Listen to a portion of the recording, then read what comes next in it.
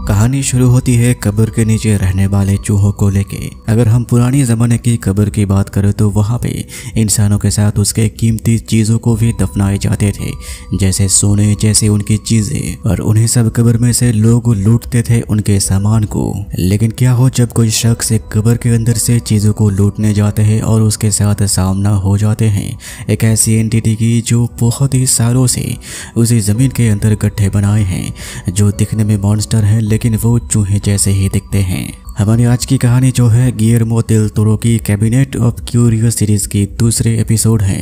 मैं पहले ही इस वेब सीरीज के पहली एपिसोड को एक्सप्लेन कर चुका। उस टाइम पे समय चल रही थी 19वीं शताब्दी। एक लड़की मारी गई थी जिसकी नाम होती थी कैथरीन। कुछ दिन बीतने के बाद ही दो चोर उस कब्रिस्तान के सामने आते हैं और कब्र को खोद के उस लड़की के शरीर के ऊपर से उसकी गहने वगैरह वो लूट रहे थे। उसी टाइम पे एक शख्स उन दोनों के सामने पहुंच जाता है जिसका नाम था मैसन। वो अपनी बंदूक को निकाल के दोनों को भय दिखा के कहता है, मैं इस कब्रिस्तान की रखवाला हूँ, तुम यहाँ से चीजों को नहीं चुरा सकते। और आखिर में बहुत सारी बातें कह के वो उन दोनों से चीजों को ले लेके उन दोनों को वहां से भगा देता है। लेकिन वो निकलता है एक बहुत ही बेहुदा इंसान, क्योंकि वो खुद एक चोर है। बाद में वो उसी कब्र के अंदर उतर के बाकी जो सामान थी उस लड़की के शरीर में सभी कुछ ले लेता है। आखिर में जैसे कि मैसन उस लड़की के दांतों को देखते हैं तो उस एक दांत में से एक सोने की दांत थी, उसी को वो उखाड़ लेते हैं, लेकिन उसके हाथ से नीचे गिर जाते हैं और मिट्टी के अंदर घुस जाते हैं। उसी टाइम एक चूहे आके वो ले जाते हैं। मैसन जैसे ही गड्ढे के अंदर अपने हाथ को डालते हैं वो चूहे उसके हाथ को काट लेता है। और इसी तरीके से आखिर में जो भी सामान उससे मिलते हैं वो सभी सामान को लेके हाजिर होते हैं उसी रात को जिसके वहाँ पे वो काम करते थे। क्योंकि मैसन अपने मालिक से काफ़ी पैसे उधार लिए थे और किस्तें भी चुकानी थी, और इसीलिए जो भी सामान उसे मिलते हैं उस अपने मालिक की प्यादा के हाथ में देके वो चेक करने के बाद कहता है इनमें से काफ़ी सारे जो सामान है वो नकली हैं। और वहाँ पे उसके मालिक की प्यादा उसे कहता है अगर तुम जल्दी से जल्दी पैसों को नहीं चुकाते हो तो तुम कब्र के अंदर होगे। लेकिन मैसन वहाँ पे ये भी बातें बताते हैं कि कब्र के अंदर से सामान चुराने के टाइम पे सबसे बड़ी मुसीबत यह है चूहों को लेके, क्योंकि कभी कभार कुछ कब्र के अंदर से चूहे लोग लाशों को पकड़ के खींच के ले जाते हैं, यहाँ तक कि वो खा लेते हैं और इसीलिए सामान नहीं मिल पाते। क्योंकि मैसन के सर में एक अल्टीमेटम आ चुका था, उसे पैसे पे करनी थी, और इसीलिए वो जाके हाजिर होते हैं सवेरे में अपने दोस्त डुले के घर में। उस शहर में जो भी शख्स मरते थे सबसे पहले उसके पास लाया जाता था और वही सभी लाशों को भेजते थे ग्रेवयार्ड में। और फिलहाल मैसन अपनी दोस्त के सहारे में जो भी लाश आए हुए हैं उनको चेक करेगा। अगर उनके शरीर में दांत में कोई सोने की दांत लगी हुई है तो वो उसे खोल लेगा। पहले तो डुले उसे घर के अंदर आने नहीं देते, लेकिन आखिर में आने देते हैं क्योंकि डुले जानता है मैसन वहां पे किस लिए आए हैं। और उसी टाइम पे डुले भी अपनी मांग करते हैं जो एक ड्रग थी, और मैसन पूरी तरीके से तैयार होकर यहाँ पे गए थे और वो छोटी सी शीशी में ड्रग अपनी दोस्त डुले को देता है। उस टाइम पे उसके घर में 7-8 लाश रखी हुई थी। एक एक करके मैसन सभी लाशों को चेक करते हैं, लेकिन किसी भी लाश के शरीर में या फिर दांत में कोई सोने या फिर गहने नहीं है। उसी टाइम पे मैसन की नजर आती है पर्दे के पीछे एक और लाश रखी हुई है, क्योंकि उसके दोस्त डुले उस लाश को नहीं जानने देना चाहते थे, क्योंकि वो लाश अभी अभी आई है।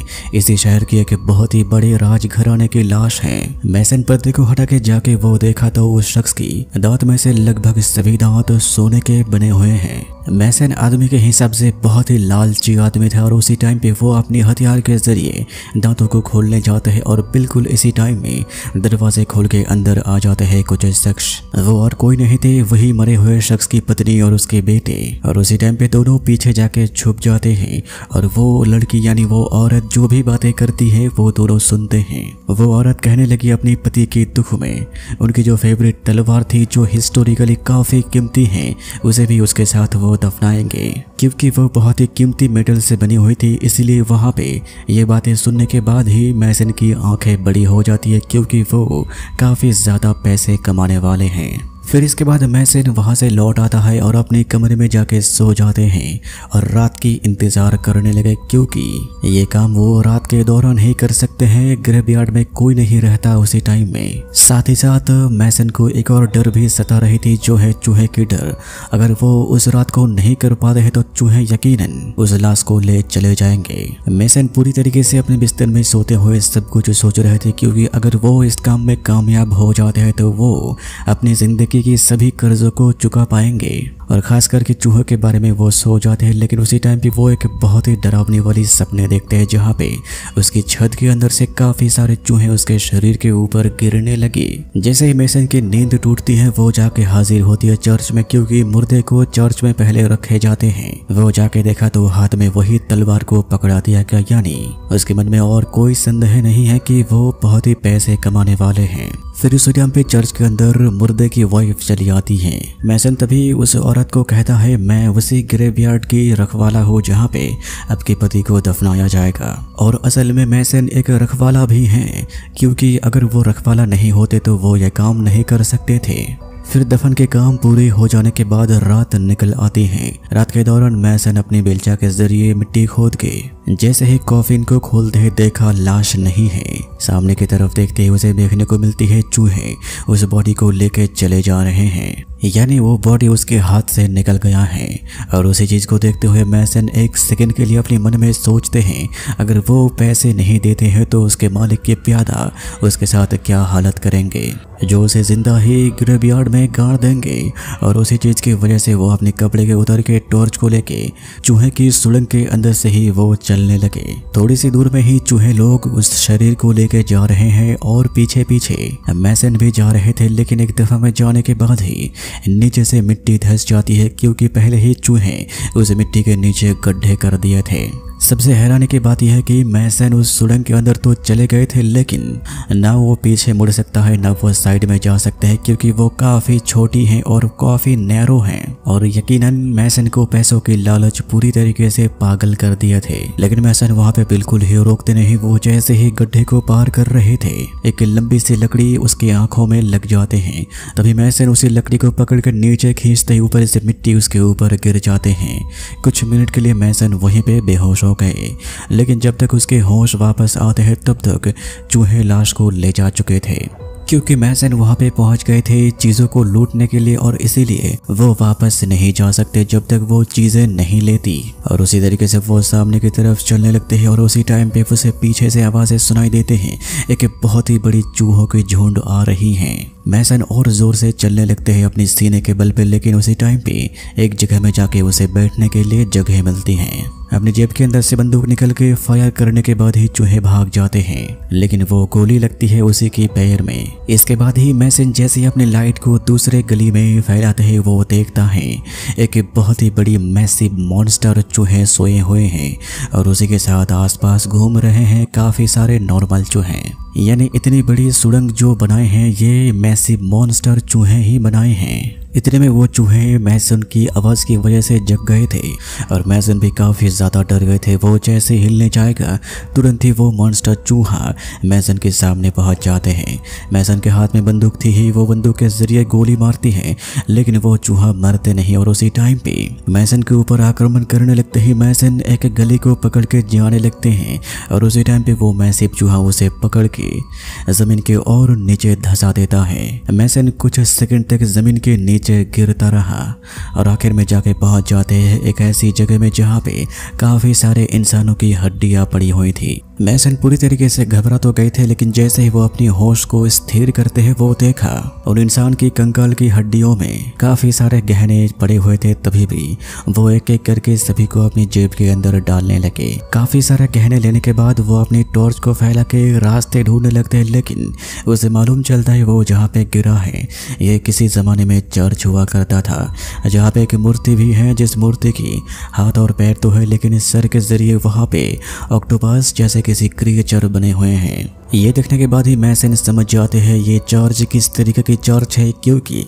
वो जानता है काफी सालों पहले इस दुनिया में इंसान जमीन के अंदर एक चर्च को बनाए थे जहाँ पे इंसान शैतान की पूजा करते थे। उसे कहा जाता था ब्लैक चर्च। इतने में मेसन पीछे मुड़ते ही वो देखा एक इंसान जो उसी मूर्ति के सामने बैठे हुए हैं और जिसके गले में एक बहुत ही कीमती लॉकेट है। मेसन अपनी लोभ को संभाल नहीं पाते, वो जैसे लॉकेट को खोलते हैं वो मूर्ति इंसान की मूर्ति जग जाता है, क्योंकि वो हकीकत में एक इंसान हुआ करते थे जो इस चर्च में आने के बाद ही जम गए हैं। फिर उसके बाद ही वो सूखा हुआ इंसान खुद को कमर के ऊपर से तोड़ के मेसन के ऊपर कूद पड़ता है उसी लॉकेट को लेने के लिए, क्योंकि वो वो शैतान की पूजा करते थे, इसीलिए वो मरने के बाद भी दोबारा जिंदा हो जाते हैं। इतने में मैसन तभी खुद को बचाने के लिए जिस सुरंग के जरिए वो नीचे गिरे थे उसी सुरंग के जरिए दोबारा ऊपर चढ़ने लगे।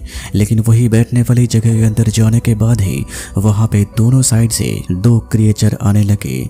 एक के दो खंड में टूटे हुए इंसान की कंकाल और दूसरे साइड में वही मैसिव मॉन्स्टर चूहा। और वहीं पे मैसन तभी खुद को बचाने के लिए ऊपर की मिट्टी को खोदने लगे ताकि उसी के जरिए वो ऊपर चढ़ सके। लेकिन तब तक वो चूहा करीब आने के बाद ही वो खुद को बचाने के लिए ऊपर से एक छोटी सी लकड़ी को खींचते ही पत्थर उस मैसिव चूहे के ऊपर गिरता है। चूहा वहीं पे मारा गया। वो इंसान की कंकाल आ रहे थे जो अपने हाथ को पत्थर के अंदर से गला के खुद की लॉकेट को लेने के लिए कोशिश कर रहे थे। लेकिन उसी टाइम पे मैसन को ऊपर दिखाई देती है रोशनी, लेकिन वो हकीकत में रोशनी नहीं थी। फिर धीरे धीरे मैसन खुद की जिंदगी के लिए ऊपर चढ़ने लगते हैं, लेकिन आखिर में वो जाके हाजिर होते हैं एक कॉफिन के अंदर, क्योंकि उस कॉफिन में सील मोहर लगी हुई थी जो सोने की बनी हुई थी और उसी के ऊपर रोशनी पड़ने की वजह से वो चमक रहे थे। और वहीं पे मैसन फंस जाते हैं। ना वो वहां से नीचे जा सकते थे, ना वहां से वो घूम सकते थे।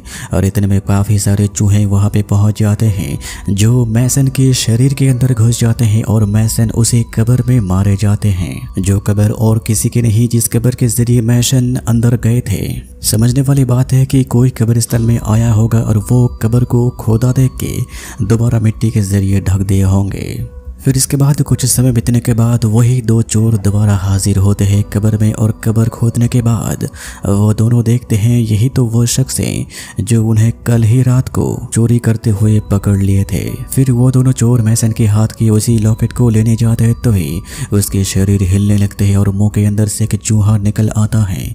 ये देखने के बाद ही वो दोनों चोर वहां से भाग जाता है। और इसी तरीके से एक बुरा इंसान की मौत उसी चीज़ से हो जाता है जिस चीज़ से वो जुड़े हुए थे।